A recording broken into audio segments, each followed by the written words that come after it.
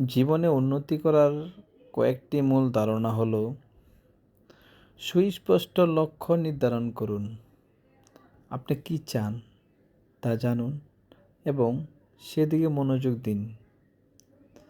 দ্বিতীয়ত, শিখতে থাকুন, ক্রমাগত আপনার দক্ষতা এবং মানসিকতার বিকাশ ঘটান।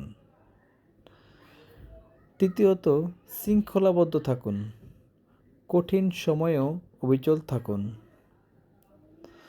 চতুর্থ, নিজের যত্ন নিন, ভালো শারীরিক ও মানসিক স্বাস্থ্য বজায় রাখুন।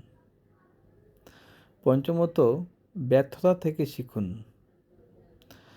আপনার ভুলগুলো বাধা হিসাবে না দেখে শিক্ষা হিসাবে গ্রহণ করুন।